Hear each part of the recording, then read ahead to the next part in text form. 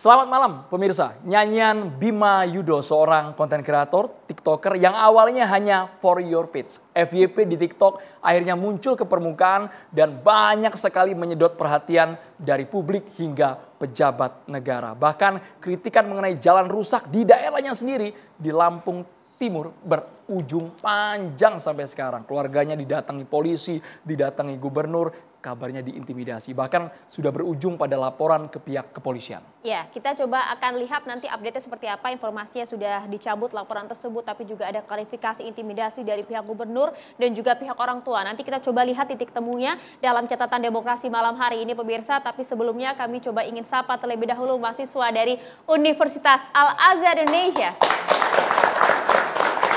Ini sepantaran Bima Yudo semua nih kayak wajah-wajahnya nih ya, Gen Z semua. Hati-hati menggunakan media sosial, mengkritik boleh, tapi juga narasinya dijaga begitu ya. Kalau punya data, kalau bukan katanya, nyatanya sah-sah saja teman-teman. Silakan kalian mengkritik pemerintah. Kalau berani, kalau kuat mental, jangan baperan nah, juga itu ya. Jangan baperan. Tapi sebelum kita diskusi mengenai hal ini di catatan demokrasi, kami hadirkan terlebih dahulu beberapa tayangan berikut ini. Sebenarnya tuh gue di sini baik-baik aja, tapi gue takut orang tua gue loh.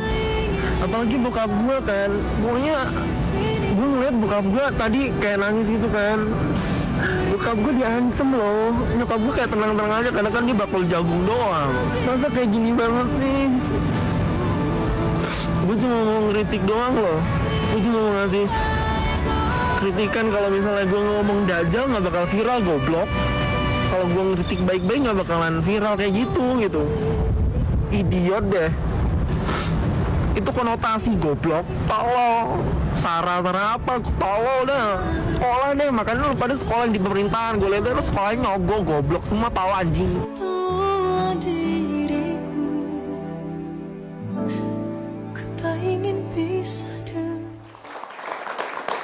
Iya, coba nanti kita akan klarifikasi hal ini bersama dengan orang tua Bima. Tapi sebelumnya kami ajak Anda untuk berkenalan dengan narasumber kami malam hari ini. Sudah ada Bang Habibur Rahman, anggota DPR RI fraksi Gerindra. Selamat malam, boleh gunakan mikrofonnya Bang. Assalamualaikum. Selamat malam, assalamualaikum. Ini dapil Jakarta tapi kabarnya asli Lampung. Nah, memang ini dia. asli Lampung. Putra Lampung, nanti kita coba akan tanya-tanya ya. Dan juga sudah hadir ada Bang Ahmad Nur Hidayat, pengamat kebijakan publik. Selamat malam. Selamat malam, assalamualaikum warahmatullahi wabarakatuh. Waalaikumsalam warahmatullahi wabarakatuh. Kami juga menghadirkan ada pengamat politik Bang Boni Hargan. Selamat malam Bang Boni Hargan, sehat Bang Boni? Selamat malam, assalamualaikum. Waalaikumsalam. Waalaikumsalam warahmatullahi wabarakatuh. Dan juga praktisi hukum Bang Kapitra Ampera. Assalamualaikum, selamat malam Bang Kapitra. Assalamualaikum warahmatullahi wabarakatuh, selamat malam. Waalaikumsalam warahmatullahi wabarakatuh. Kami juga menghadirkan ada pelapor Bima Yudo melalui sambungan Zoom nanti atas nama Ginda Ansori Waika. Ini yang juga jadi sorotan serta orang tua dari Bima Yudo, Bapak Juliman Rumbiono. Coba kita tampilkan di layar, sudah tersambung bersama kami. Assalamualaikum Bapak-Bapak, kita langsung ke Bapak Juliman Rumbiono ya Maria ya. Assalamualaikum Pak Juliman, kami ingin tahu Pak, dari awal ketika anak Anda menjadi viral di media sosial, reaksi atau respons dari keluarga gimana Pak? Karena jadinya panjang banget cerita ini Pak. Seperti apa Pak Juliman? Kalau untuk reaksinya ya karena merasa gimana ya. Kalau menurut saya itu ya ada rasa sedih dari perasaan dari keluarga itu, terus terang aja itu. Sedihnya kenapa Pak? Ya sedihnya karena yang pertama sama sudah ngambil saya dari itu, terus saya harus menghadap ke kabupaten. Sedangkan saya kan statusnya sebagai pegawai negeri. Ketakutan saya itu hanya dipecat. Di Republik kita ini kan sistemnya kan tekanan dari atas ke bawah. Saya ini PNS. Dari awal aja saya udah nggak ingin jadi pejabat. Kalau ingin jadi pejabat, kakak ipar saya aja pernah menjadi anggota dewan tuh. Saya penyuluh terus dari sekarang sampai ini penyuluh saya ini sekarang. Itulah. Baik. Ya, sistemnya kan. Oke. Kami paham ya Pak suasana kebangkitan Anda, tapi Pak Jul, menurut Anda pada saat melihat video yang kemudian diunggah oleh anak Anda Bimo ini, menurut Anda salah atau tidak Pak? Kalau menurut saya, karena pribadi saya nggak salah, dia itu mengkritik provinsi, bukan individu itu. Dan dia udah bercerita sama saya, udah membuat 3 poin, mana yang kita kira-kira mau disampaikan ini, supaya go gitu. Ya itu. Udah bijak deh itu. Tinggal masing-masing orang penilaian lain penilaian. Iya. Jadi ada nilai negatif, ada nilai positif. Iya, iya. Sebaik apapun ada orang yang nilai negatif. Kenyataannya banyak yang positif, alhamdulillah di Lampung ini nih. Ya, memang Saya terima kasih warga Lampung ini. Baik. Banyak yang Bapak, positif nilainya ini. Pak Ya. Juliman, tapi kan Bapak juga sebagai aparatur sipil negara ya Pak. Kami belum bisa membayangkan suasana kebatinan Bapak seperti apa. Anak mengkritik pemerintah, tapi Bapak juga Berada ada di pemerintahan, di ya. dalam pemerintahan itu, Pak Juliman. Kami ingin tahu sebenarnya kalau karakter dari Bima Yudo ini seperti apa, Pak? Karena kabarnya sebelum konten ini viral, dari jauh-jauh hari sudah banyak mungkin masukan, kritikan untuk daerah Anda, untuk Lampung, Pak Juliman. Gimana sih Pak karakter anak Bapak? Kalau masalah karakter menurut saya karakter yang baik. Sebab saya itu pendidik anak memang harus orang yang berkarakter sesuai namanya. Namanya Bima Yudo Syaputro. Itu. Artinya dia sesuai dengan Bima itu. Dia menjadikan orang yang berani dengan kejujuran. Maka di TikTok aja udah ada kan. Jangan takut itu kan kalau nggak salah saya pernah ngomong itu. Dengan kejujuran meskipun kalau sendirian. Jangan takut dengan kejujuran meskipun kau sendirian. Kan ada di TikTok saya sampaikan gitu. Ya. Dari kecil memang saya diri jujur ya itu. Supaya dia bermanfaat pada orang banyak. Tapi kenyataannya gubernur itu bicaranya udah lain sama saya, menyinggung perasaan. Oh. Itu kalau memang dibongkar pembicaraan bisa itu udah nggak sesuai dengan pejabat itu. Iya, artinya memang Bima ini anaknya terbuka begitu ya Pak untuk mengungkapkan segala aspirasi apa yang ada di benak Bima gitu ya. Terbuka memang, terbuka dia. Pak, kami ingin tahu Pak, kabarnya ketika sudah viral ini banyak pihak yang mendatangi Bapak. Ada pejabat, bahkan sampai disambungkan dengan Gubernur Lampung Pak ya. Betulkah demikian Apa Pak yang disampaikan itu Pak ke orang tua? Kalau dari awal itu kan gini, saya cerita dulu ya dari awalnya. Dari awalnya camat tinggal saya. Perjanjian lah jam 8 itu hari Jumat dan nggak salah. Menuju ke wakil bupati, ke Bapak Aswar itu. Setelah itu saya camat, saya Bapak camat, berdua dari situ sudah duduk bertiga. Pak Aswar, saya sama Pak camat. Setelah itu dia ngomong, udah berbicara, Pak Aswar, Pak wakil bupati, bicara lah bla bla bla. Setelah itu HP-nya disampaikan ke saya. Baru berkomunikasi langsung sama gubernur. Itu nggak lama bicaraan juga. Pasal pembicara itu menyinggung perasaan saya. Okay. Yang terakhir saya karena dia udah ngomong bla bla, ya Pak, saya mohon maaf yang sebesar-besarnya atas kesalahan anak saya yang berada di Australia. Saya mohon maaf. Oke, saya maafkan. Tapi permasalahan dijalankan secara hukum dijalankan. Oke, udah langsung tak kasihkan ke Bapak Wakil Bupati gitu. Ya. Mohon maaf Pak Jul, tadi Anda sampaikan ada pernyataan Pak Gubernur yang menyinggung perasaan Anda. Itu bagian mana Pak? Ya kalimat yang tidak bisa mendidik anak itu dia kalimat itu. Boleh dijabarkan Pak kalimat tepatnya seperti apa?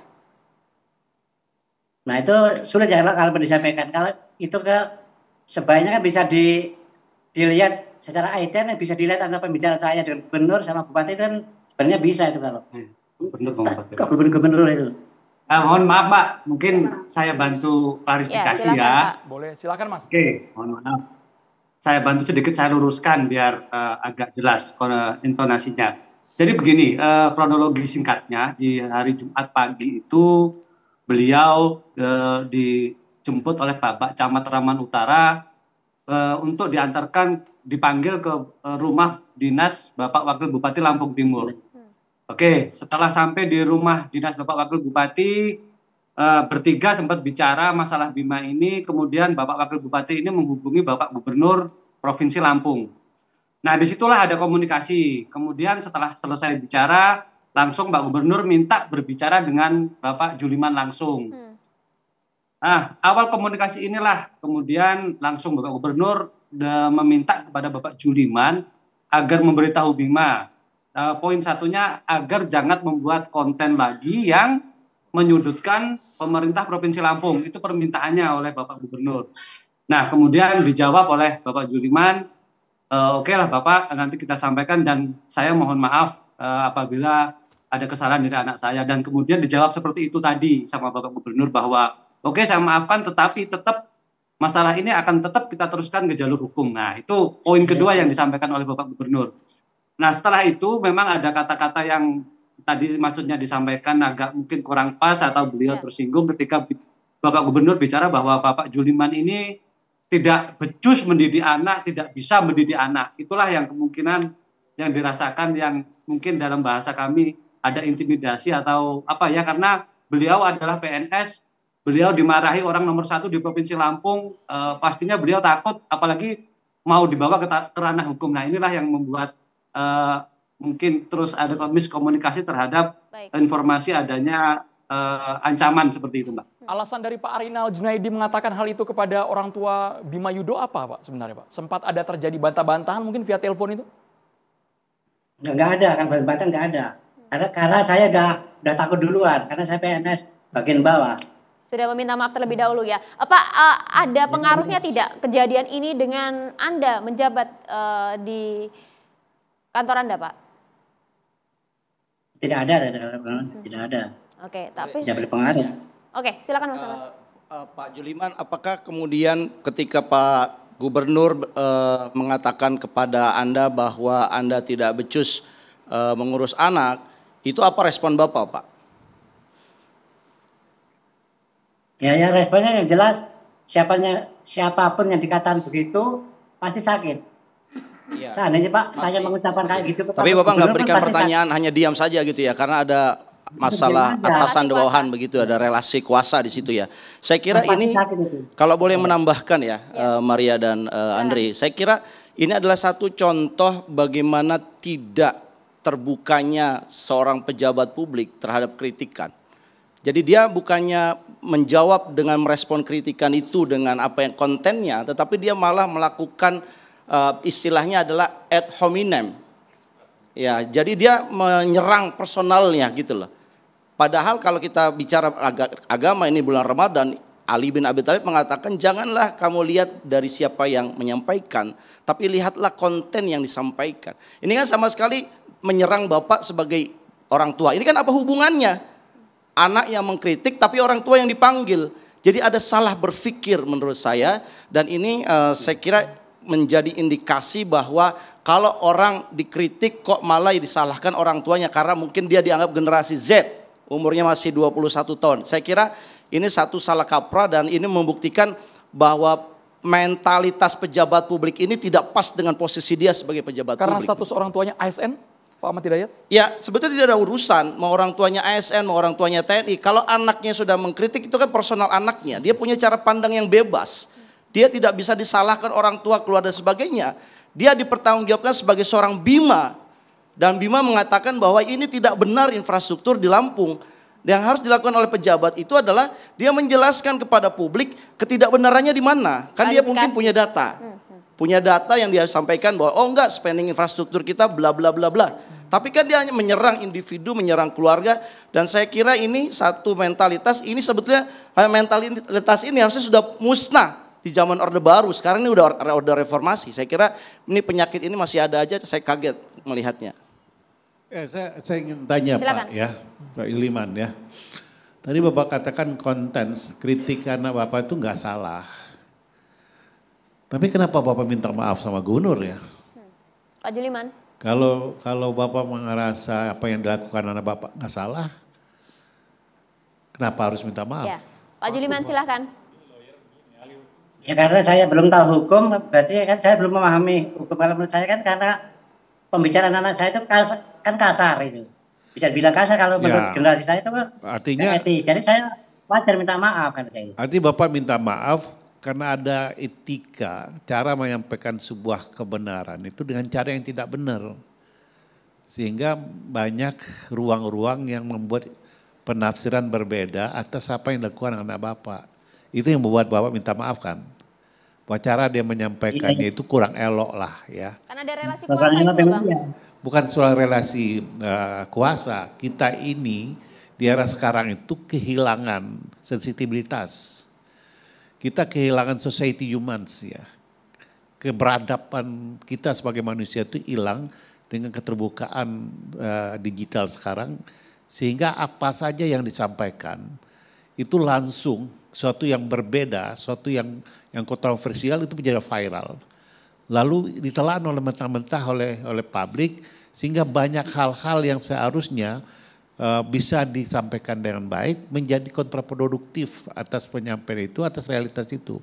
Itulah yang membuat, saya rasa membuat adanya pernyataan maaf itu karena cara menyampaikannya yang kurang elok. Ini orang Bang secara status ASN di bawah, yang nelpon orang nomor 1 di Lampung, siapa yang gak ngeper Bang? Sesaat lagi ditanggapi, hanya di catatan demokrasi pemirsa.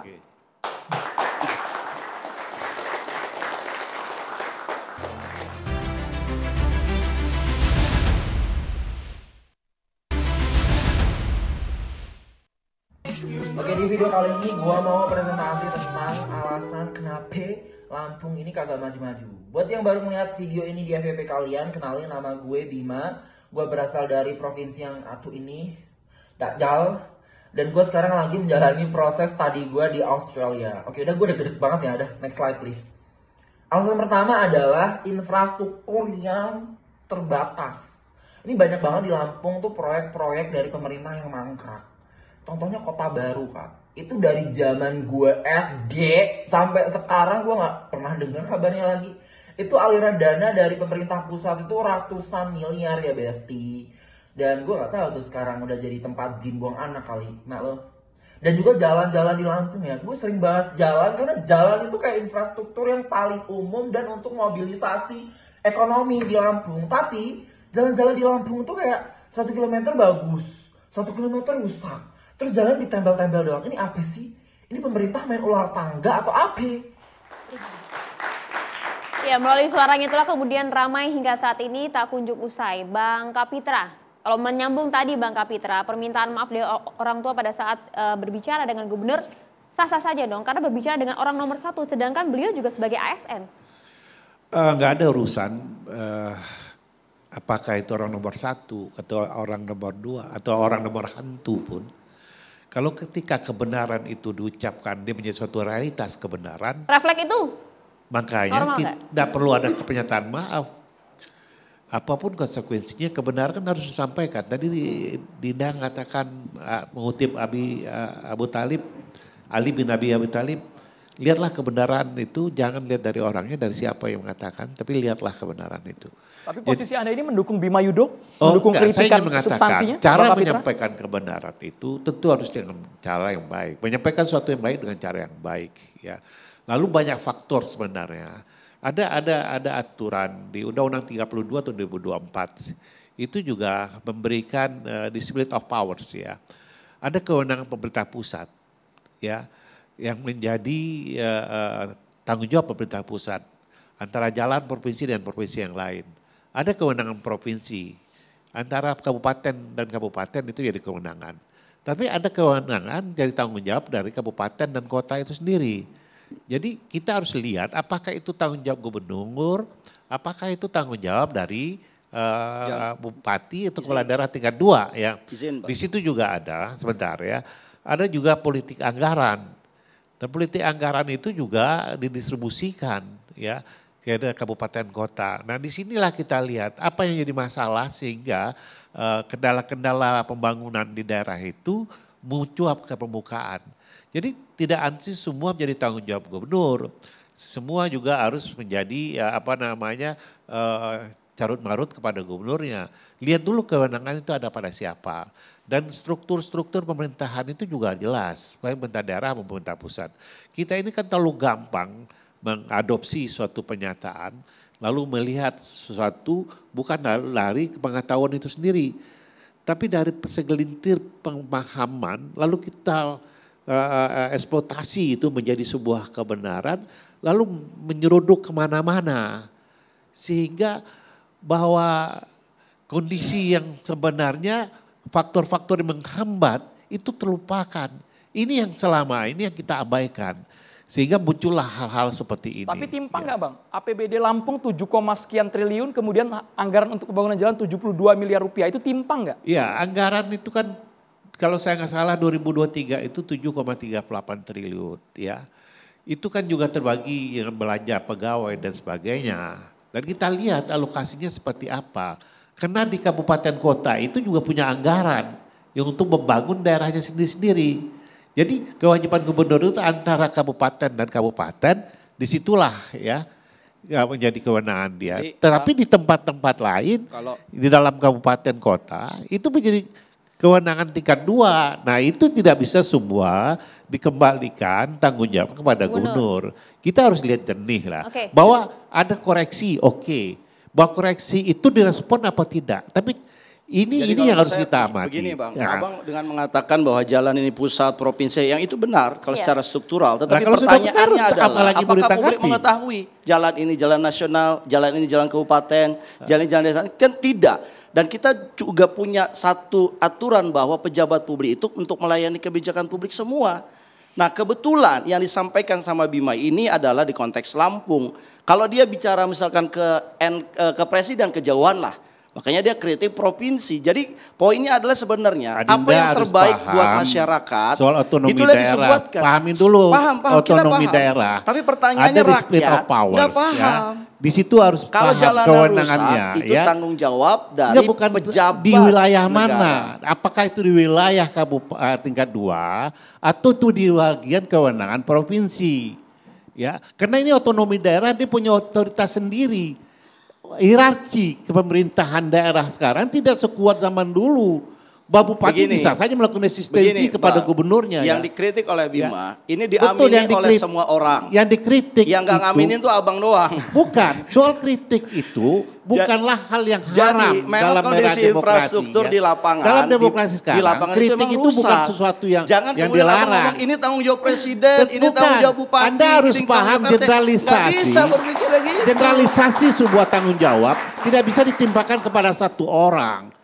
Ya, dia sudah ada pembagian tanggung jawabnya yang dia harus bertanggung jawab atas perintah undang-undang kehadap mereka. Betul. Ya, tanggung jawab itu bukan berarti membatasi. Ya. Saya kira itu. Saya mengatakan harus pada tempat yang tepat melakukan koreksi. Nggak bisa juga disalahkan kalau terjadi di daerah Lampung Timur. Lalu gubernurnya harus bertanggung jawab. Yang harusnya bertanggung jawab itu adalah bupatinya. Kalau itu terjadi di wilayah kewenangan tingkat 2. Tapi kalau itu menjadi kewenangan gubernur tingkat 1, perlu diberikan informasi itu. Tapi permasalahannya kan sekarang bukan demikian. Bahwa kita menyeralisasi semua harus tanggung jawab orang nomor 1. Ini bahasa orang mengatakan orang nomor 1 ini bahasa anarki kepemimpinan. Kalau gitu. Pak Gubernur ngomong kayak abang itu clear. Tapi Pak Gubernur kan melaporkan malah kasus Bima ini ke hukum.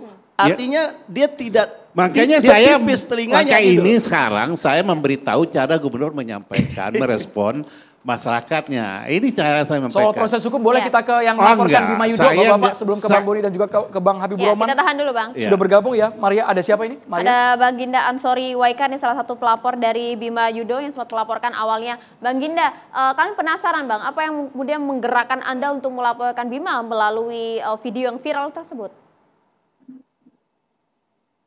Baik, Mbak Maria dan Mas Andro. Jadi pada prinsipnya yang menggerakkan saya itu, saya adalah putra daerah Lampung yang kemudian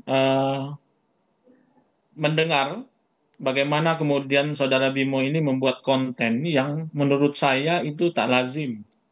Kenapa tak lazim? Karena dia menyebut gue berasal dari daerah yang satu ini Dajjal. Terus ditambah lagi tadi ada tayangan narasi sebelumnya, ya bahasa-bahasa yang menurut saya kurang baik gitu. Dan ini penting untuk kita ketahui bersama bahwa kita boleh saja mengkritik pemerintah, tapi kemudian dengan bahasa-bahasa yang santun. Gitu. Apa yang saya lakukan selama ini juga sama, dan juga saya rasional. Kita lihat dong, misalkan harus bisa memilih atau kemudian memisahkan mana yang kita kritik, mana yang kemudian kita menghujat, gitu loh. Nah, yang saya ambil di sini adalah kata gue berasal dari daerah provinsi satu ini Dajjal, itu yang saya ambil. Dan narasi dan diksi inilah yang kemudian menurut saya sebagai orang Lampung, ya mungkin juga Bang Habib juga bisa merasakan bahwa kalau bicara Dajjal kita ini semua manusia dan alam semesta ini indah. Belum ada Dajjal di sini gitu. Nah, oleh karenanya itu yang kemudian saya sampaikan. Ya, Kata yang Anda sampaikan tadi yang menurut Anda tidak wajar, tidak lazim tersebut merujuk kepada apa? Kepada personal kah, orang? ya bisa saja kemudian kepada personal atau kemudian justru ini lebih kepada rasa yang dimiliki oleh masyarakat Lampung gitu loh. Ya kan? Karena tidak pernah kita dengar yang namanya Dajjal segala macam. Jadi artinya konten yang dibuat oleh saudara Bimo ini menurut saya ya kurang menampilkan kritik yang kemudian benar-benar arahnya mengkritik pemerintah. Bang Ginda. Dan sampai saat ini Sorry Bang, saat ini sudah ada konten yang dibuat dalam bentuk klarifikasi mengenai kata Dajjal yang digunakan ketika mengupload di TikTok itu. Alasannya, kalau terlalu sopan tidak akan didengarkan, tidak ada tindak lanjutnya. Sehingga menggunakan kata-kata yang mungkin hooknya begitu kerasa, sampailah itu ke telinga Gubernur Lampung Bang. Itu alasan dari Bima Yudo Bang. Saya pikir nggak seperti itulah. Jadi artinya kita juga bisa memberikan hal-hal yang positif yang kemudian bisa sampai juga. Gitu loh. Dan itu pun Mas Andro tergantung juga proses anggaran. Saya sepakat dengan Bang Kapitra tadi bahwa perlu diketahui ini Provinsi Lampung yang saya dapat informasinya bahwa Pak Gubernur yang sekarang menduduki jabatannya itu harus menyelesaikan hutang rejim masa lalu. Itu 1,7 triliun. Oke, Bang. Ya Kan setelah itu kemudian ada COVID. Nah, artinya apa yang disampaikan Bimo ini pada konteksnya adalah lagi mau dibangun pada 2023 ini gitu dengan anggaran yang terbatas. Oke, kita akan lihat nanti perbaikan akan seperti apa Bang Ginda. Tapi kita juga ingin tanya nih kepada warga Lampung juga, Bang Habib Rohman, respon Anda. Ya, ada dua level, ada dua masalah. Yang pertama soal cara, yang kedua soal substansi. Ya, kita soal substansi dulu. Ya, semua orang Lampung pasti paham nih. Ini soal infrastruktur, ini kita benar-benar kedodoran. Kita itu kalau di Lampung itu yang kita bagus tuh tolnya aja gitu loh. Keluar tol mau masuk ke Bandar Lampung langsung disambut oleh jalan jelek ya di sekitar yang disebut Kota Baru itu di sekitar keluar tol menuju keluar masuk ke Bandar Lampung jalan jelek.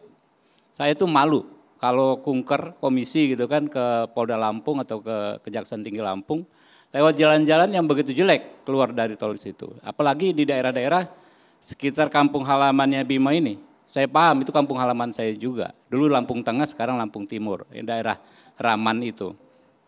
Nah, kedua ya, tapi sebelum yang kedua saya mau mengatakan, merespon dari Kakanda Kapitra tadi.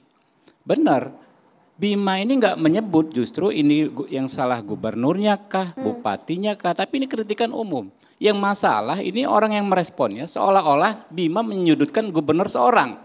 Menyudutkan gubernur sebagai pemimpin tertinggi di Provinsi Lampung. Sehingga perlu gubernur menelpon langsung, lalu disebut memaki-maki orang tua Bima. Nah itu masalahnya di situ. Harusnya kalau saya melihat respon yang cukup elegan justru dari Bu Wakil Gubernur. Yang menjelaskan luar biasa. Nah, lalu ke soal cara. Saya pikir ini caranya benar-benar smart ya yang disampaikan oleh Bima ya. Saya jarang ketemu anak muda begini. Satu peduli, kedua caranya pinter banget. Dia bikin tabel, dia bikin riset, kasih data dan lain sebagainya. Hal-hal yang kita alami tapi saya tuh nggak pernah berpikir untuk membuat kritikan seargumentatif itu. Iya, saya nggak tahu dia anak ini kuliah apa ya, jurusan apa ya. DPR kalah Bang, DPR kalah. Saya dalam hal ini, saya orang Lampung ya kan nggak bisa menyusun dalam waktu secara singkat dengan cara yang sangat komunikatif. Nah ini komunikasi, penggunaan ada kata itu kan tidak terlepas dari konteks. Nah ini saya paham Pak Kapitra, kita paham ya. Saya lawyer yang membela puluhan orang yang dijerat dengan undang-undang ITE dan lain sebagainya. Di situ timbul pemahaman bahwa untuk memahami kata per kata itu kita mesti memahami konteksnya. Kalau dalam hukum itu Bang Kapitra paham banget yang namanya mens rea. Sikap batin, niat, adakah orang ini, Bima ini pengen menjelek-jelekkan Provinsi Lampung. Pengen memfitnah kami orang Lampung. Enggak ada sama sekali. Nah ini yang dilakukan oleh Polda Lampung menurut saya sudah benar sekali menghentikan perkara ini karena tidak dilihat sebagai unsur pidana karena nggak ada mens rea. Nah, di KUHP yang baru di pasal 36 yang alhamdulillah sudah kami sahkan kemarin, ini mens rea ini tadinya kan namanya mens rea ini kan baru digunakan ketika di persidangan. Apapun ada atau tidak mens rea di persidangan baru dibuktikan, orang bisa ditangkap dahulu. Tapi di hukum yang baru kita di KUHP yang baru mens rea ini sejak saat tahap penyelidikan. Setiap tingkat pemeriksaan, penyelidikan udah dilihat ada mens reanya enggak. Ternyata apa yang kami usulkan, saya berapa kali usulkan ke Pak Kapolda, ya, ke Pak Kapolri, ini enggak ada mens reanya. Ternyata saya lihat terlaksana dengan baik, ya. Jadi dianggap tidak ada unsur pidananya dalam konteks tidak ada mens, tidak ada niatan, tidak ada sikap batin si Bima ini untuk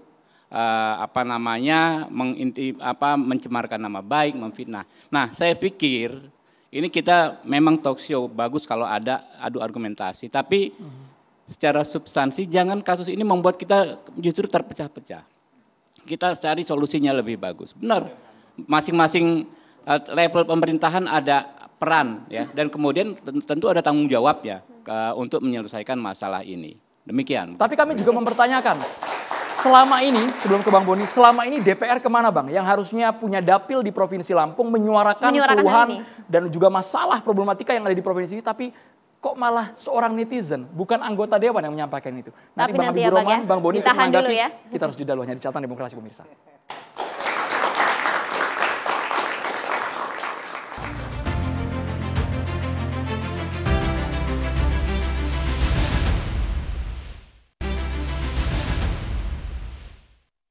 Lampung Timur jalannya langsung dibenerin. Lampung Timur jalannya sudah diperbarui. Nah, terima kasih buat para tiktokers yang pengkritik. Alhamdulillah, langsung dibenerin nih buat jalan raya, buat lebaran. Kata siapa Lampung Timur sudah jelek jalannya. Baru semua ini dibenerin ini. Nah, nih kan. Ya, kita lanjutkan hal ini. Kemudian ramai tidak jadi media sosial, tapi juga kemudian dugaan intimidasi yang diterima oleh pihak keluarga. Anda melihat masalahnya di mana, Bang Boni? Begini, ini sebetulnya kan masalah ini menarik dan sangat penting karena ini menjadi refleksi semua pihak. Ya, pertama sekali, Bima itu serentak sudah menjadi anggota DPR RI, DPRD, dan juga bupati. Serentak dia itu. Jadi saudara saya Habibur Rahman, dia udah ngambil tugas kalian itu sebetulnya sebagai DPR dari Lampung.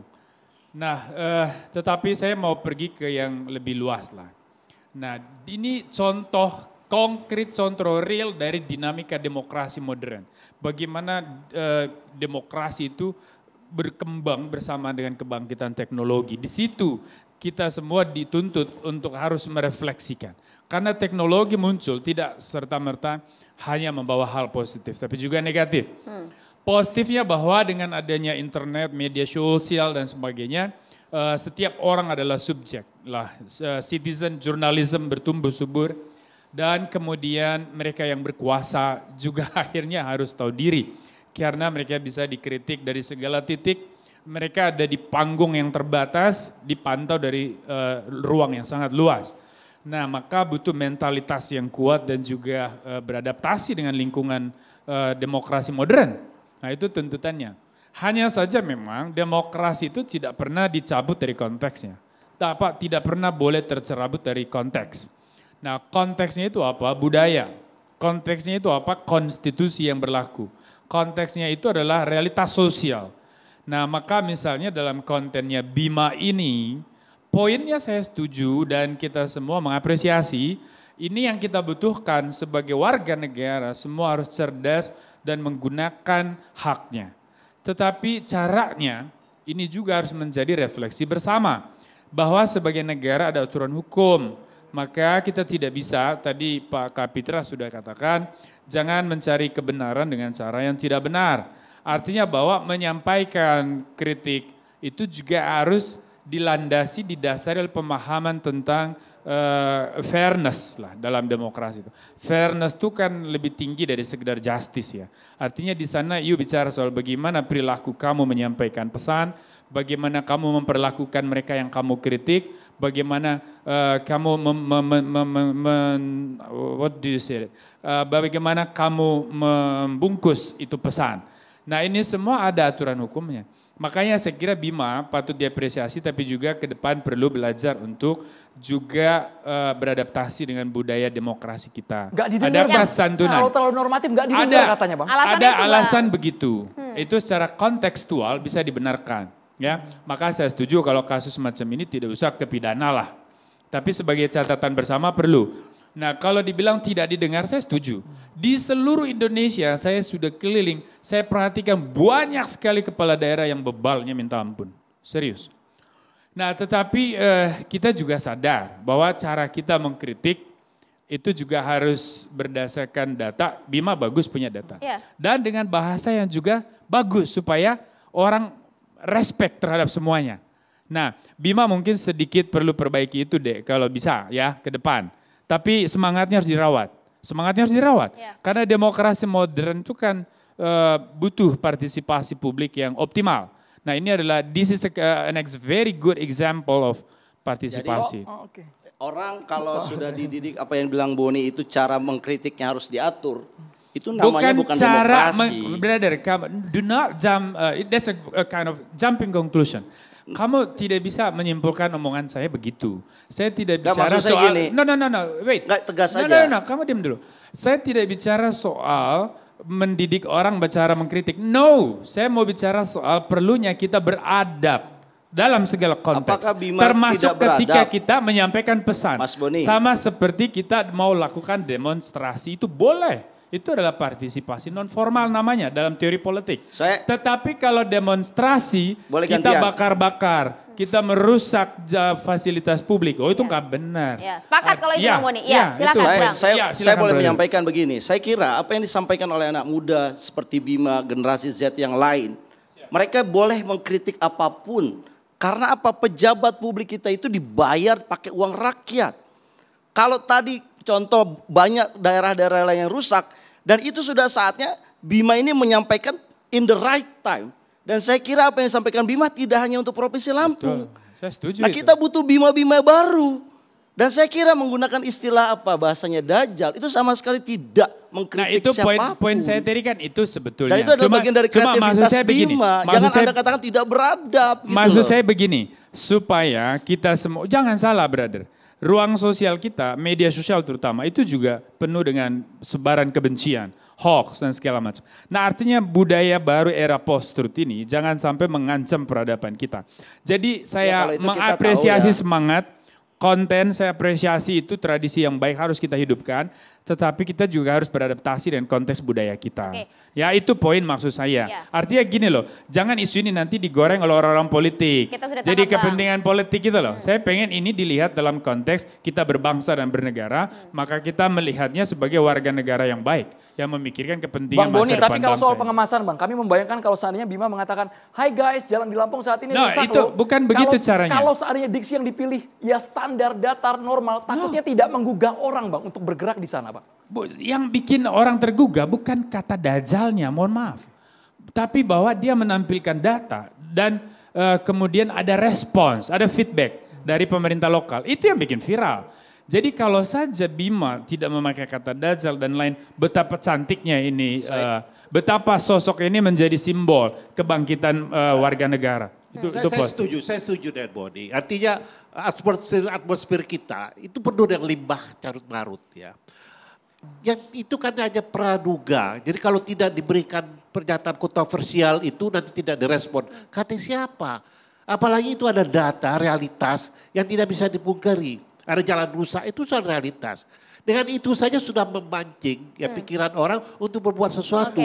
Kalau sudah dicampuri dengan hal yang buruk, dia akan menjadi busuk seperti sekarang. Nah itu pertama. Yang kedua, saya juga mengkoreksi. Jangan sedikit-sedikit kebebasan orang mengkritik itu masuk ke polisi. Freedom of speech itu dilindungi oleh konstitusi loh. Norm tertinggi. Jadi jangan semua masuk ke wilayah hukum ya, ke ranah pidana. Kecuali harkat dan martabat seseorang jelas ya dicemarkan di situ. Dan ini juga saya minta Pak Gubernur jangan reaktif gitu loh. Ya, sebagai respon terus panggil orang tuanya. Ini juga keliru ya. Harusnya dia mengintrospeksi diri karena Undang-Undang 38 tahun 99 mengatakan ada partisipasi aktif masyarakat dalam mengelola penyelenggaraan negara. Ini kan bentuk dari partisipasi aktif, cuman caranya kurang etika gitu loh. Di situ yang kehilangan ya, di situ kehilangan substansi. Ketika kita menyampaikan sesuatu yang baik dengan cara yang buruk, di situ hilanglah ya tujuan dari apa yang disampaikan. Nah kita ingin melihat semua dengan jernih. Terus gubernur langsung merespon, langsung menelpon lewat wakil bupati. Ini juga keliru. Oke, Kalau kami sudah dia tangkap itu, benar, Bang. dia undang ya. Lalu dia bercerita data-data yang ada pada anaknya supaya dia bisa mengkoreksi apa yang kurang selama ini dan di mana hambatan. Jadi kita ingin melihat sesuatu itu jangan jernih agar bangsa ini maju dan bermartabat. Itu dia. yang penting. Tadi adalah cara bagaimana kemudian generasi saat ini, generasi milenial Bang menyuarakan. Kita juga ingin melibatkan terlebih dahulu Bang Habibur Rahman. Ini generasi milenial kita. Jika ada yang ingin bertanya silahkan. Tes. Sebelumnya perkenalkan nama saya Hatta Fitra, Ketua BEM FHO Universitas Al-Azhar Indonesia. Sebenarnya saya ingin bertanya ke Bang Habibur Rahman, Komisi 3 anggota DPR RI. Saya ingin bertanya Pak, kan disebutkan di Undang-Undang nomor 22 tahun 2009 bahwa pemerintah harus bertanggung jawab kepada korban kecelakaan yang diakibatkan oleh infrastruktur yang dibangun oleh pemerintah. Nah ini juga untuk jadi gambaran untuk kawan-kawan di daerah lain Pak. Karena betul kita di daerah-daerah lain itu butuh bima-bima yang baru Pak. Seperti contohnya di Pandeglang, di Banten, sama kasusnya seperti Lampung juga. Nah itu perlu ada bima-bima yang lain Pak. Nah supaya mereka berani, bagaimana cara, siapa yang harus bertanggung jawab pemerintah ini? Apakah gubernurnya kah atau bupatinya kah? Karena kan di Undang-Undang nomor 22 tahun 2009 itu narasinya belum jelas siapa yang bertanggung jawab di sana Pak. Pemerintah yang mana begitu ya Hatta ya? Oke silakan. Sebelumnya terima kasih. Ya saya pikir infrastruktur itu kan ada level ya penanggung jawabnya. Ada jalan kabupaten, ada jalan provinsi, ada jalan negara ya. Nasional. Jadi tentu masing-masing penanggung jawab itu yang bertanggung jawab apabila terjadi yang tadi disebutkan kecelakaan dan lain sebagainya yang bisa dimintai pertanggungjawaban. Saya pikir masalah itu clear ya. Dan memang soal infrastruktur ini menjadi keluhan di banyak daerah. Saya sedikit mensikapi tadi soal pemakaian istilah diksi. Ini kan kita dari generasi yang sudah old, saya juga milenial aja udah nggak masuk. Ya kan saya kelahiran tahun 74, mau 50 tahun ini. Jadi kadang-kadang kita juga nggak bisa memahami konteks dengan kata-kata yang digunakan oleh anak di generasi berikutnya. Bagi kita mungkin itu tidak sopan, bagi kita itu bahkan kurang ajar ya. Tapi sebetulnya di konteks mereka itu hal yang biasa. Mohon maaf, misalnya penggunaan kata anjing. Itu tidak selalu merujuk kepada hewan yang kaki 4 itu. Mereka sedikit-sedikit mengumpat anjing, anjing. Kadang-kadang orang keren ya kan, wih anjing keren banget nih main bolanya gitu kan. Malah itu pujian gitu loh. Artinya hukum itu nggak bisa, bisa dipotong nih benar kata Bang Kapitra, nggak bisa itu dibawa ke masalah hukum. Tapi ini akan menjadi bahan kita untuk berdialog dengan generasi mereka. Kadang-kadang saya juga menegur anak saya, ponakan saya di rumah. Kok kamu ngomongnya nggak sopan? Waduh, ini saya disebutnya old man. Old man ini karena beda generasi nggak paham bahasa kita gitu loh. Nah itu yang kita juga harus bijaksana. Tidak berarti dengan menggunakan kata dajjal ya. Dan menggunakan kata anjing, goblok dan lain sebagainya, Bima ini menjadi sosok yang tidak baik bagi di mata kita. Enggak juga, belum tentu di mata teman-teman seusianya bisa jadi hal yang berbeda penggunaan kata-kata tersebut. Memang kita terus akan berdialog, akan memberikan masukan dan diberi masukan oleh mereka. Tapi kita nggak bisa memonopoli Pak Kapitra. Soal etika kita dan nggak bisa adab memonopoli. Ini yang menurut kita benar, kita paksakan mereka selalu ini yang benar, nggak ada perkembangan. Budaya. Ya, kita jangan mencoba membenarkan yang tidak benar. Ada liberalisasi kebudayaan, dia mengkrus hal-hal yang hakiki yang tumbuh selama ini di masyarakat yang menjadi panduan kita. Orang selalu bilang ketimuran kita. Itu yang sekarang liberalisasi kebudayaan itu mengurus itu pelan-pelan. Bahasa-bahasa binatang itu yang tadinya tabu itu dianggap hal yang biasa. Kita akan kehilangan makna yang sesungguhnya karena itu dibiasakan terus-menerus sehingga kita tidak tahu lagi mana pernyataan yang benar, mana pernyataan yang tidak benar. Kita mengakumulasi itu semua menjadi suatu kebenaran global. Inilah hilang dari kita. Inilah kesantunan ini menghilang dari kebudayaan Indonesia. Ini yang perlu kita jaga. Sebagai orang tua, Itu yang saya bilang kita sebagai sepakat. orang tua, kita harus jaga itu. Artinya kita arahkanlah cara berpikir Bang mereka kepada cara Jadi berpikir gini, yang saya hakiki agak kepada berbeda dengan peradaban Abang. kita sendiri. Masalah budaya itu bukan ditentukan. Bukan masalah budaya, ini cara berkomunikasi dengan Boleh, saya membangun, ngomong, membangun spektrum bagaimana memperbaiki sesuatu yang kurang boleh, baik. Bang, bicara. Gantian Bang. Ini Silakan. yang Saya sudah nangkap. Yuk. Poin saya adalah yang dibilang tidak berbudaya itu manakala pejabat publik tidak menggunakan diskresi yang dimiliki untuk kesejahteraan rakyat. Itu definisi tidak berbudaya. Yang dilakukan oleh Bima ini adalah dia sangat berbudaya. Kebudayaan itu tidak Sebelum selesai, satu Bang. Yang kedua, sisi ya. nyanyian Semua Bima ini orang kita juga bergantian, punya Bapak-Bapak, boleh bergantian. biar Kita terdengar tuntaskan dengan dulu. Yang jelas. kedua, Bapak Kapitra, nyanyian Bapak Bima Hidayat. ini satu simptom, satu sinyal bahwa terjadi ketidakfungsian lembaga perwakilan yang ada khususnya di Lampung. Kalau DPR Lampung berfungsi, DPR Lampung yang marah seperti Bima, hei ini jalan rusak bertahun-tahun, kenapa tidak perbaiki?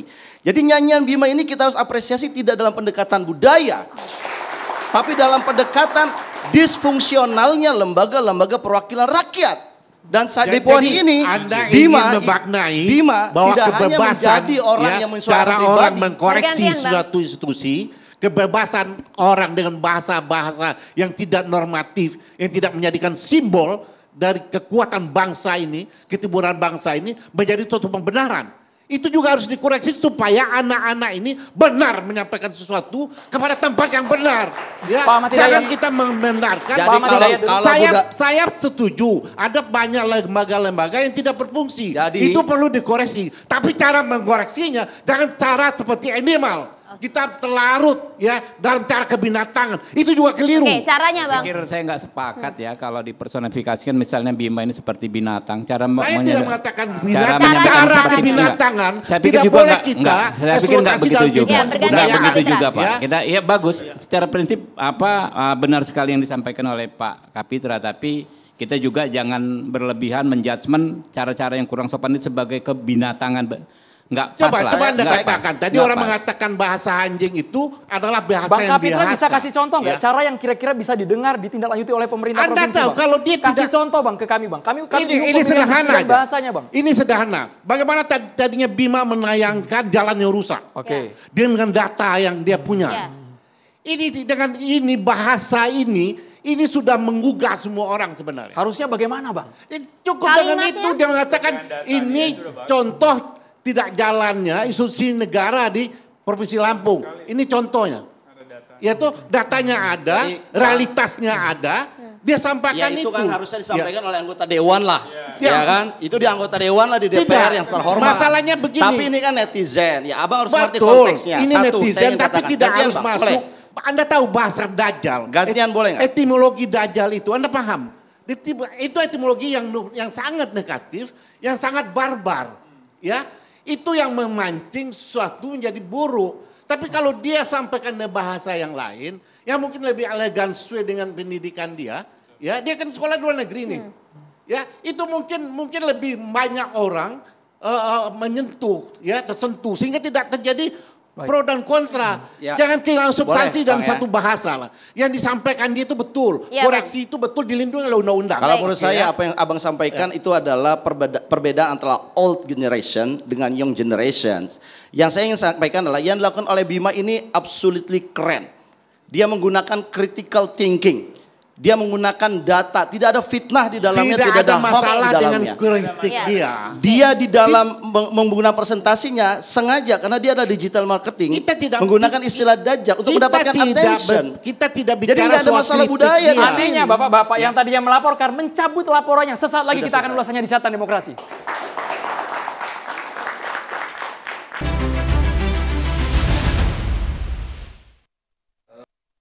Atas dasar laporan polisi tersebut, kemudian kami dari Direktorat Krimsus Polda Lampung dalam hal ini cyber ini melakukan penanganan tidak lanjut atas laporan polisi tersebut, yaitu dengan melakukan penyelidikan. Kemudian penyelidikan yang kami lakukan itu kami telah melakukan klarifikasi atau permintaan keterangan terhadap 6 orang saksi yang terdiri dari 3 saksi masyarakat termasuk juga pelapor, kemudian 3 ahli. yang mana ahli itu daripada ahli bahasa 1 orang dan kemudian ahli pidana ini 2 orang.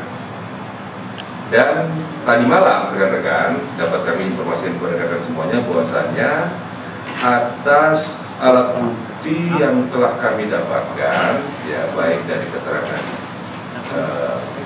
klarifikasi tersebut, kami melakukan sebuah perkara untuk menentukan apakah perkara ini dapat kami tingkatkan ke penyidikan ataukah tidak.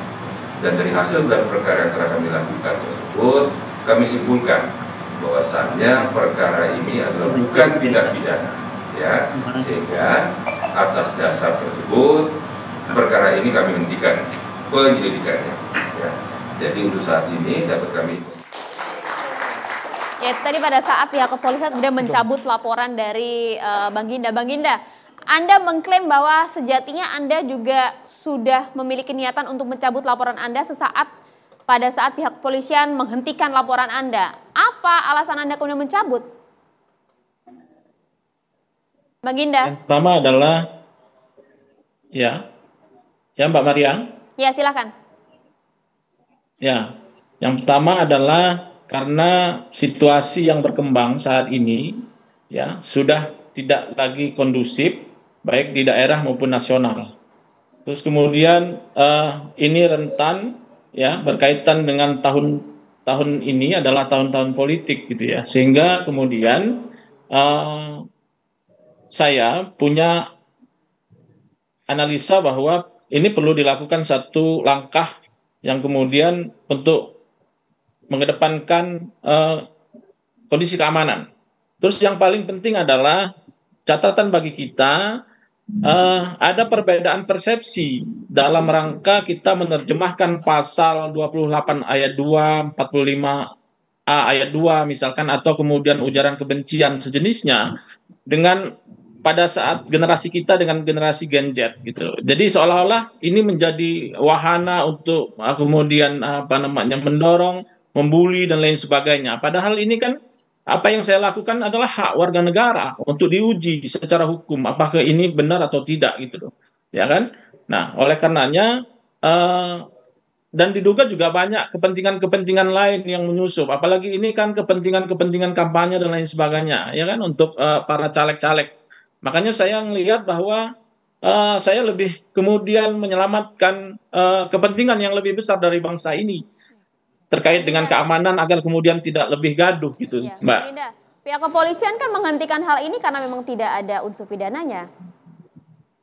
Ya terlepas dari itu, artinya segala upaya perlu kita pertahankan gitu loh. Jadi kan bukan hanya soal tidak ada atau tidak adanya, tapi kalau kemudian ada atau tidak adanya ketika kita bicara Dajjal misalkan, itu tidak masuk dalam rumusan perbuatan pidana dalam Undang-Undang ITE, ya artinya kita sudah menyetujui agar ada satu perubahan sikap kita di dalam undang-undang itu. Gitu loh, harus menanamkan batasannya, itu paling penting.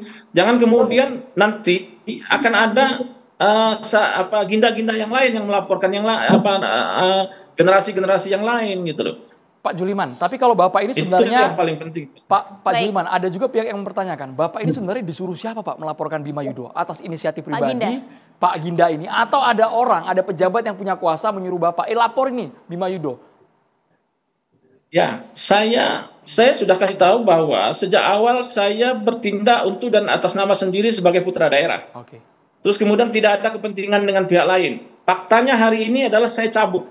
Dan tidak ada yang menghalangi saya untuk mencabut. Karena saya bebas menentukan apa yang kemudian jadi sikap saya dalam dalam proses hukum ini gitu. Jadi nggak ada satu sama lain. Dan netizen mengait-ngaitkan saya dengan Pak Gubernur. Saya di awal tahun-tahun saja yang kemudian saya jadi tim beliau. Yang kedua, soal saya dipitnah terkait dengan mobil misalkan yang menabrak orang hingga mati sampai hari ini. Saya tantang, laporkan saya, gitu loh ya. Untuk kebenaran saya siap, gitu loh.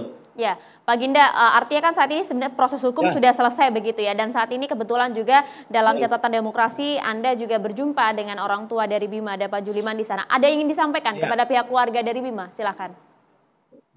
Baik, Pak Juli. Saya Pak. Alhamdulillah.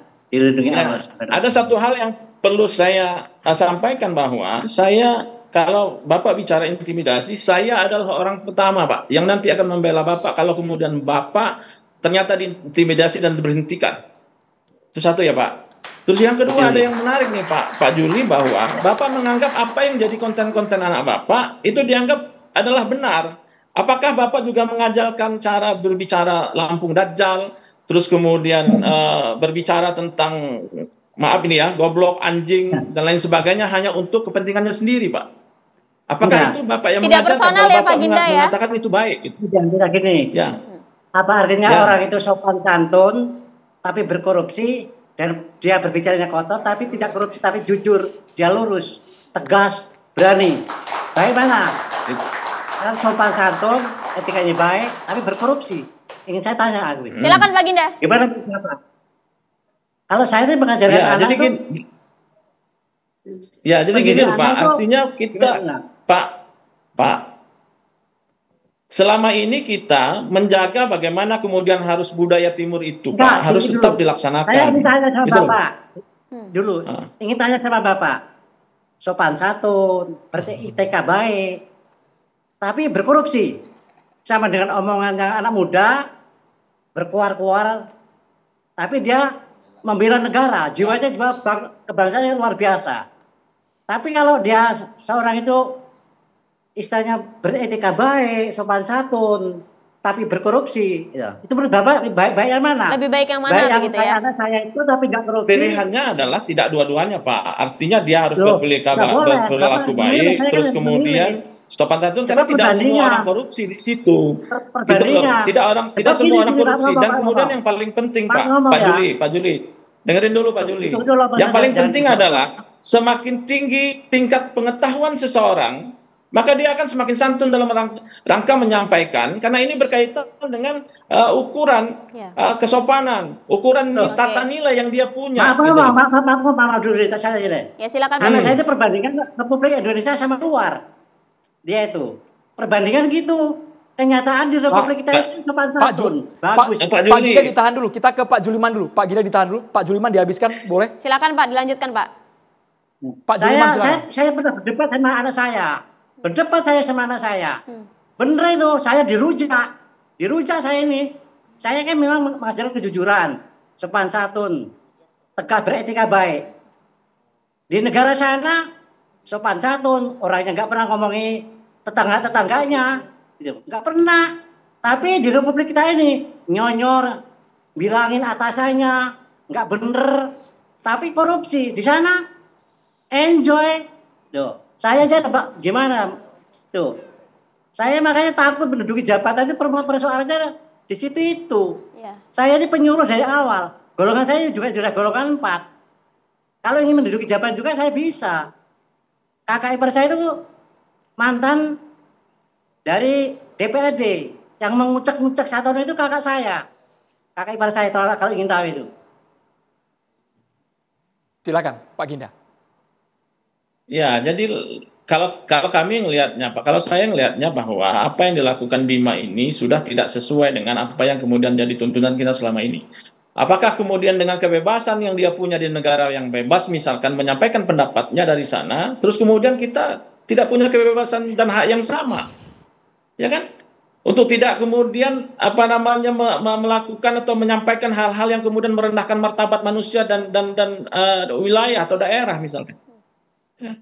Bebas boleh Pak, tapi kemudian nggak boleh kemudian kita harus merendahkan martabat orang lain. Baik. Terus kemudian cara-caranya. Dan perlu Bapak tahu juga bahwa apa yang disampaikan Bima ini data yang disampaikan di situ itu tidak by data Pak, gitu loh. Pernah nggak kemudian Bapak tanya datamu dari mana soal infrastruktur, berapa biayanya segala macam, apa hambatannya, pernah nggak gitu loh. Jangan kita nganggap dia berdata. Bang Ginda, jalan rusak ada videonya, Bang. Bahkan data itu sudah dibenarkan oleh Wakil Gubernur, Bu Nuni. Silakan Pak Juliman. Nah, data anak saya itu kan real. Depan rumah, persis. Bagus, jelek, bagus. Di depan rumah itu. Raman Utara ya. Raman Utara ini kalau ingin tahu. Nggak pernah namanya punya jalan. Bisa tanya masyarakat itu. Jalannya jelek, dari sekarang. Iya, anak buah Pak Mahfud MD ke rumah tak tunjuk itu. Main ular tangganya itu di depan rumah pas itu. Simpang 4 itu tahu. Apa bukan data itu, Pak? Kalau boleh diizinkan saya mau nanya sama Pak Jul ya. Pak Jul tentunya singkat saja boleh Pak Hidayat. Saya ingin tanya, kan faktanya memang ada. Dan ini juga dilihat sebetulnya kalau pihak pemerintah provinsi cerdas, ini kan ada data bahwa belanja modal pemerintah Lampung itu sudah meningkat sebetulnya 22,98% kalau saya data punya ya. Dibandingkan 2022 dan 2021. Artinya sebenarnya pemerintah Lampung sudah mengusahakan, sudah meniatkan untuk memperbaiki infrastruktur. Cuman kan kemudian bahasa ini kan tidak disampaikan dengan baik. Ya, oleh pemerintah. Yang kemudian akhirnya Bapak yang dipertanyakan, Anda tidak becus ngurus anak. Ini kan satu narasi yang menurut saya ya ke depan dikoreksi. Atau mungkin Bapak bisa mengatakan dengan Pak Gubernur. Pak Gubernur kan datanya memang Bapak punya ada dan infrastruktur rusak gitu. Kenapa saya disalahkan tidak ngurus Pak Juliman gitu? Langsung dijawab Pak Juliman. Kalau menurut saya memang data real itu. Bicara masalah pendidikan ini sekarang ya ini. Anak saya diterima di Australia aja 3 pakai perguruan negeri, di Amerika 2. Tapi di Republik Indonesia nggak dipakai. Itu data real itu.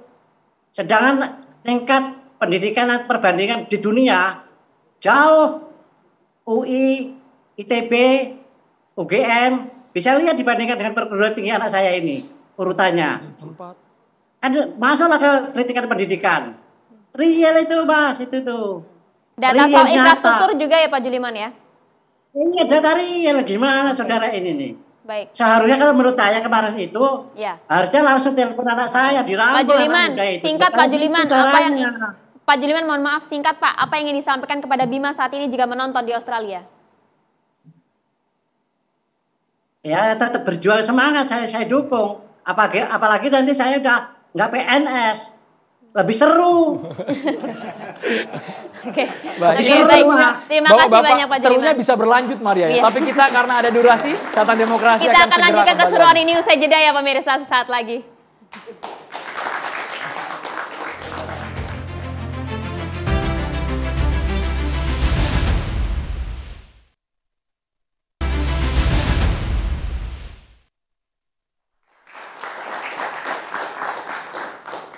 Ya Bapak-Bapak dan pemirsa, saat ini di studio Catatan Demokrasi sudah hadir Ustadz Wijayanto. Assalamualaikum Ustadz. Waalaikumsalam Maria, Andrew. Sehat semuanya. Alhamdulillah. Sayyidul Suhur, Syahrul Ramadan, wa Sayyidul Ayam, Yaumul Jum'ah. Puncaknya hari raya itu ada di hari Jumat dan puncaknya bulan ada di bulan Ramadan. Dan Ramadan puncaknya di 10 hari terakhir di mana kita sedang mengalami sekarang. Maka saatnya kita berintrospeksi, bermuhasabah di malam-malam Lailatul Qadar ini. Bahwa negeri ini akan jadi baik kalau ada pemimpin yang adil. Ada hubungan antara pemimpin dan rakyatnya. Rakyat yang selalu mendoakan pemimpin, yaitu hubungan mesra. Karena atasan nggak ada artinya kalau nggak ada bawahan. Bawahan juga nggak akan terarah kalau tidak ada atasan. Andrew mau hanya pakai atasan nggak pakai bawahan, akan kacau. Nanti jalan malah diikuti orang. Nanti lato-lato, tek itu semuanya. Demikian juga tidak mungkin Maria akan keluar hanya pakai bawahan nggak pakai atasan. Untuk itu bagaimana kita membangun hubungan baik antara bawahan atasan. Satu, pemimpin yang didoakan tentu pemimpin yang adil. Dan rakyat yang baik adalah rakyat yang mendoakan pemimpinnya. Doa baik bukan doa ya Allah mudah-mudahan cepat setruk, bukan seperti itu. Maka pemimpin harus tasarruful imam ala rakyati manutun bil maslahah. Pemimpin harus melihat kemaslahatan pada umat. Sementara umat juga bagaimana menegur pemimpin. Karena Umar bin Khattab pernah ditegur gara-gara punya kesalahan. Ketika mengatakan karena banyak wanita-wanita sampai tua nggak ada yang berani melamar karena maharnya terlalu tinggi. Maka ada orang tua membenarkan. Rakyatku jangan menentukan mahar jangan terlalu tinggi. Orang tua ini pun walaupun rakyat biasa tapi berdiri di depan presiden, di depan Khalifah Umar, Umar, kata-katamu itu salah. Kata-kata salah bahwa itulah hak kami. Kami tidak ada larangan untuk menentukan bahwa itu himbauan silahkan. Tetapi sejak zaman Nabi tidak ada larangan untuk menentukan mahar. Itu hak wanita. Sisi lain memang kuliah haqqa walau kana muron. Kita harus nyampaikan kepada sesuatu yang benar itu walau pahit dirasakan. Tapi toh kepada Fir'aun yang jelas zalim saja, Nabi Musa juga diatur untuk qaulan layyina, dengan bahasa yang halus, dengan bijak. Bijak itu tahu rahasia sesuatu. Kalau saya nyuruh Maria untuk matiin lampu, tentu dia akan mencari yang bijak. Cari apa? Cari saklar on off. Tapi kalau saya suruh matikan lampu, tapi dia ambil sapu atau ambil batu, dilempar itu batu, maka tentu itu juga mati, tetapi itu tidak bijak. Maka tahu rahasia sesuatu itu adalah bijak. Dalam bahasa agama namanya ud'u ila sabili rabbika bil hikmah. Maka cara-cara hikmah ini juga penting. Karena jangan sampai kita mengambil air, mengambil ikan, tidak perlu harus mengeruhkan. Maka adab juga harus kita perlakukan karena innama bu'istu liutamima makarimal akhlak. Rasulullah itu diutus untuk menyempurnakan akhlak. Almar'u biadabihi la binasabihi. Seseorang dinilai bukan karena nasab atau anaknya siapa, tetapi bagaimana perilakunya. Untuk itu, dua-duanya harus kompromis. Satu sisi, pemimpin harus mempunyai dua telinga. Telinga dengan mulut lebih banyak telinganya, maka harus lebih banyak good listening, jangan good speaking. Karena jangan sampai tidak semua yang pemimpin itu masih benar, tapi juga tidak semuanya yang kita dengar itu juga menjadi sesuatu yang kebenaran. Maka perlu data yang faktual. Artinya apa? Maka keseimbangan kita untuk pemimpin, untuk menjaga kesejahteraan, tetapi juga bagaimana rakyat ini menjadi orang yang mendoakan, mensupport semuanya. Semuanya untuk menjadi negeri yang memiliki baldatun thayyibatun warabul ghafur. Kalau semua kompromi, insya Allah semuanya akan tertas sebagaimana cita-cita negeri ini. Hari ini, hari Lailatul Qadar, saatnya kita berintrospeksi untuk menuju yang lebih baik dan lebih baik. Latar kabuna, tobakan tobak, sungguh kalian harus meningkat setingkat demi setingkat, kata New Kid on Block, step by step. Lampung menjadi lebih baik, provinsi lain menjadi baik, rakyat jadi baik, pemimpin jadi baik. Assalamualaikum warahmatullahi wabarakatuh. Waalaikumsalam warahmatullahi wabarakatuh. Terima kasih banyak Ustadz Wijayanto, kemudian Bang Habibur Rahman, Bang Ahmad Hidayat, terima kasih banyak sudah hadir. Dan tadi juga sudah ada, terima kasih Pak Juliman, terima kasih juga Bang Ida, Pak Juliman, terima kasih, tetap semangat untuk memberikan yang terbaik untuk warga Lampung sebagai ASN di sana. Terima kasih Pak.